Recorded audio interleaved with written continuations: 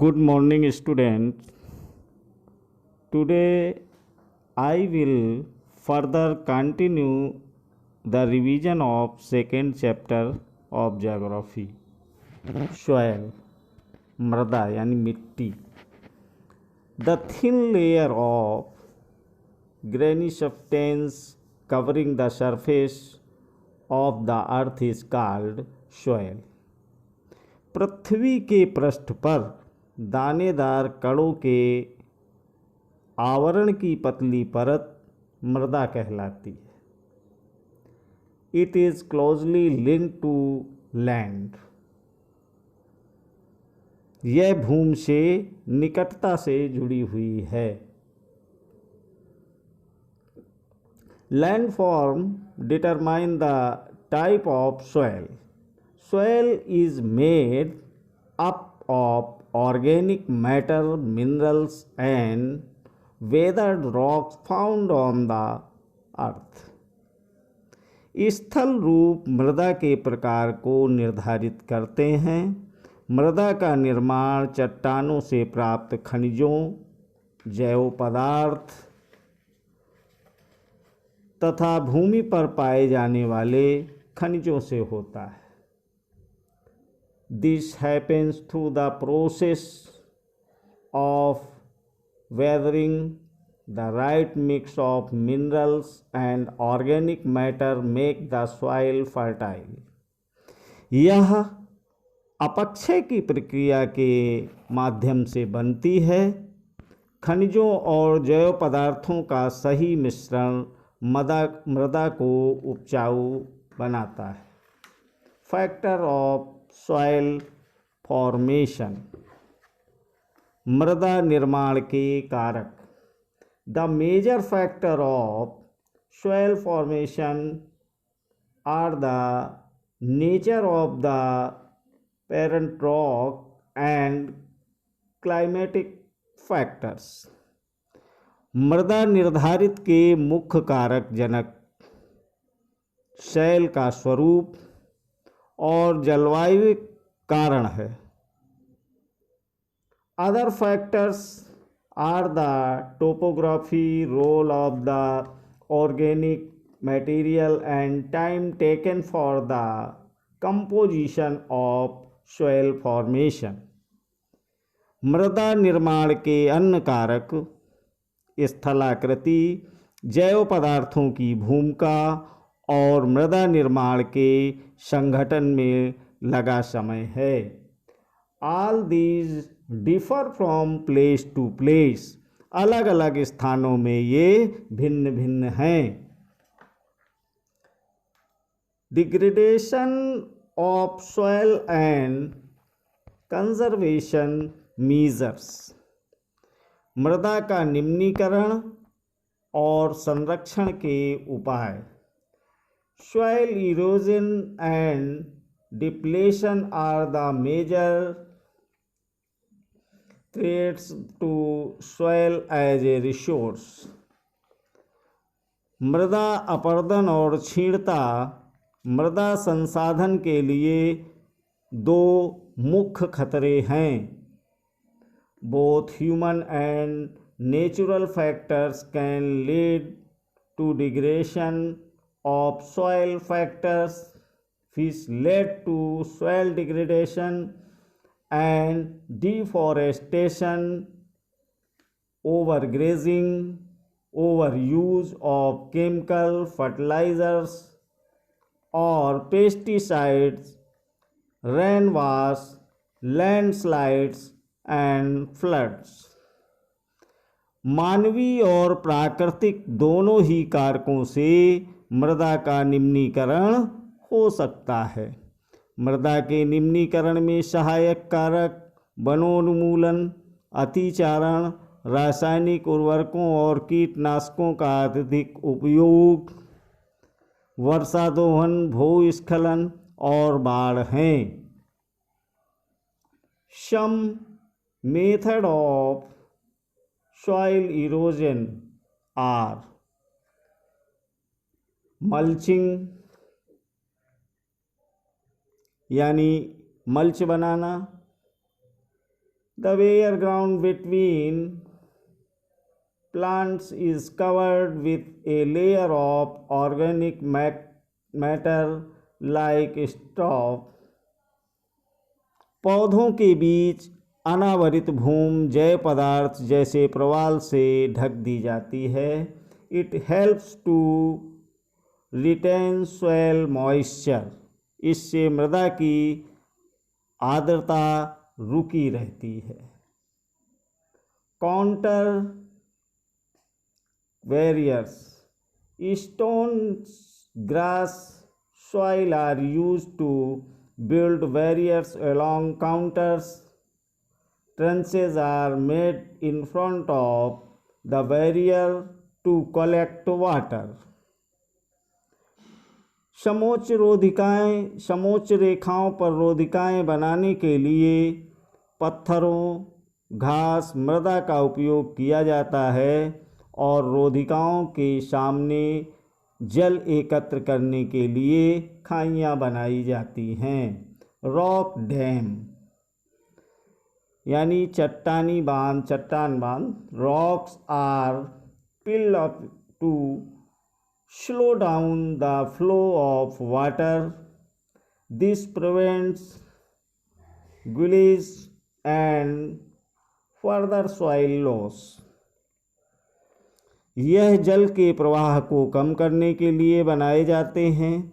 यह नालियों की रक्षा करते हैं और मृदा क्षति को रोकते हैं. टेरिस फार्मिंग, वेदिका farm. These are made on the steep slopes so that flat surfaces are available to grow crops. चौड़े समतल सोपान अथवा वेदिका तीव्र ढालों पर बनाए जाते हैं ताकि सपाट सतह फसल उगाने के लिए उपलब्ध हो जाए. They can reduce surface run of and soil erosion. इनसे पृष्ठीय प्रवाह और मृदा अपरदन कम होता है. इंटरक्रॉपिंग, बीज की फसल उगाना. Different crops are ground in alternate rows and are sown at different times to protect the soil from rainwash. वर्षा दोहन से मृदा को सुरक्षित रखने के लिए अलग अलग समय पर भिन्न भिन्न फसलें एकांतर कतारों में उगाई जाती हैं. काउंटर प्लाविंग, समोच्च रेखी जुताई. Ploughing parallel to the contours of a hill slope to form a natural barrier for water to flow down the slope. एक पहाड़ी ढाल पर समोच्च रेखाओं के समानांतर जुताई ढाल से नीचे बहते जल के लिए एक प्राकृतिक अवरोध का निर्माण करती है. शेल्टर बेल्ट्स, रक्षक मेखलाएं. In the coastal and dry region, rows of trees and planted to check the wind movement to protect soil cover. तटीय प्रदेशों और शुष्क प्रदेशों में पवन गति रोकने के लिए वृक्ष कतारों में लगाए जाते हैं ताकि मृदा आवरण को बचाया जा सके. वाटर यानी जल. Water is a vital renewable natural resource. जल एक महत्वपूर्ण नवीकरणीय प्राकृतिक संसाधन है. 3/4 of the earth's surface is covered with water. भूपृष्ठ का 3/4 भाग जल से ढका है। It is therefore appropriately called the water planet. इसीलिए इसे जल ग्रह कहना उपयुक्त है। It was in the primitive oceans that life began almost 3.5 billion years back. लगभग 3.5 अरब वर्ष पहले जीवन आदि महासागरों में ही प्रारंभ हुआ था। Even today the oceans cover 2/3 of the Earth's surface and support a rich variety of plant and animal life. यद्यपि आज भी महासागर पृथ्वी की सतह के 2/3 भाग को ढके हुए हैं और विविध प्रकार के पौधों और जंतुओं को मदद करते हैं। The ocean water is, however, silent and not fit for human consumption. महासागरों का जल लवणीय है और मानवीय उपयोग के लिए उपयुक्त नहीं है। Fresh water accounts for only about 2.7%। अलवण जल केवल 2.7% ही है। Nearly 70% of this occurs as ice sheets and glaciers in Antarctica, Greenland and mountain region।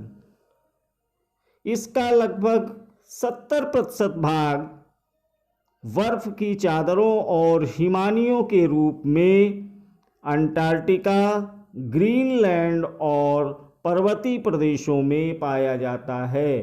Due to their location they are incredible. Only 1% of fresh water is available in fit for human use. अपनी स्थिति के कारण ये मनुष्य की पहुंच के बाहर है। केवल 1% अलवण जल उपलब्ध है और वह मानव उपयोग के लिए भी उपयुक्त है।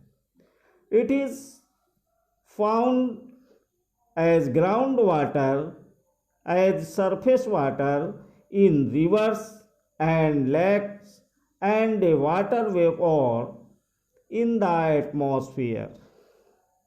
यह भौमजल नदियों और झीलों में पृष्ठीय जल के रूप में तथा वायुमंडल में जलवाष्प के रूप में पाया जाता है। Fresh water is therefore the most precious substance on earth. इसलिए अलवणीय जल पृथ्वी का सबसे अधिक मूल्यवान पदार्थ है। Water can neither be added nor subtracted from the earth. पृथ्वी पर जल ना बढ़ाया जा सकता है और ना घटाया जा सकता है। It's total volume remains constant. इसकी कुल मात्रा स्थिर रहती है। It's abundance only seems to vary because it is in constant motion, cycling through the oceans, the air, the land, and back again through the processes of evaporation, precipitation and run of. इसकी प्रचुरता में विविधता प्रतीत होती है क्योंकि यह वाष्पीकरण, वर्षण और वहाँ की प्रक्रियाओं द्वारा महासागरों, वायु, भूमि और पुनः महासागरों में चक्रण द्वारा निरंतर गतिशील है। You already know is referred to as the water cycle. Humans use huge amounts of water not only for drinking and washing but also in the process of production. जैसा कि हम जानते हैं, इसे जल चक्र कहते हैं।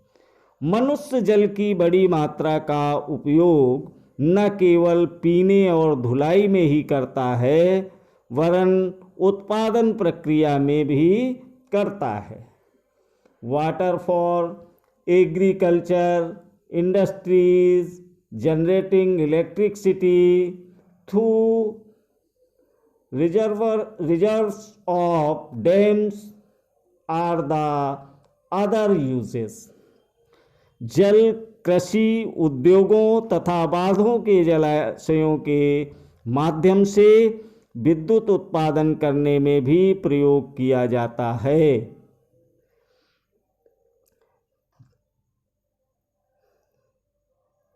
Increasing population, rising demands for food and cash crops, increasing urbanization and rising standards of living are the major factors leading to shortage in supply of fresh water, either due to drying up of water sources or water pollution.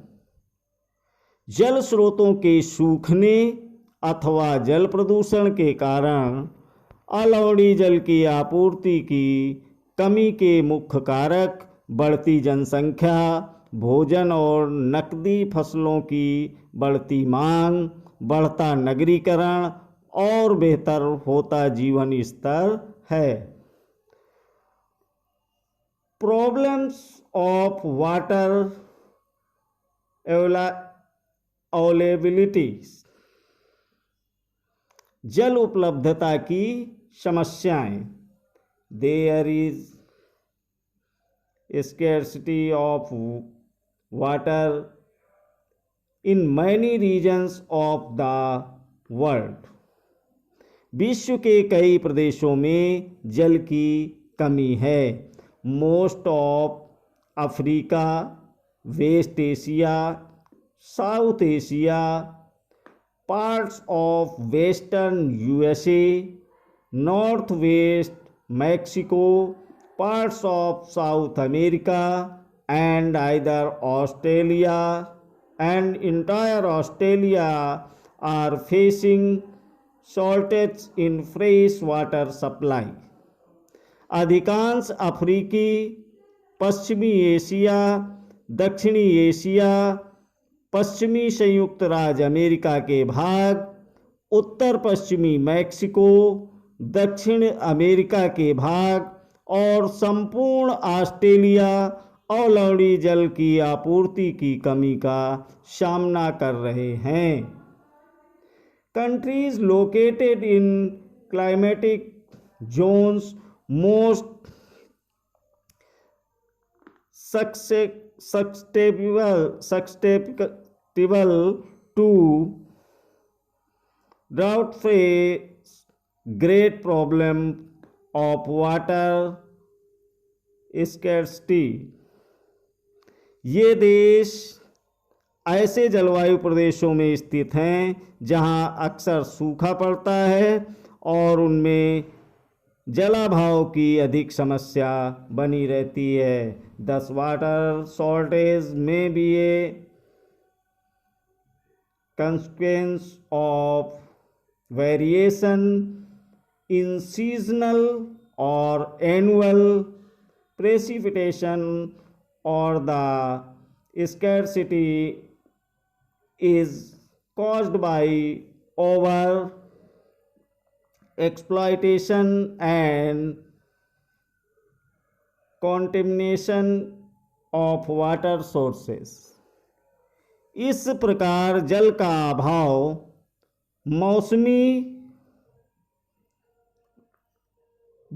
अभाव मौसमी अथवा वार्षिक वर्षण में विविधता के परिणाम स्वरूप हो सकता है अथवा उपयोग और जल स्रोतों के संदूषण के कारण भी जल का अभाव हो सकता है। Thank you.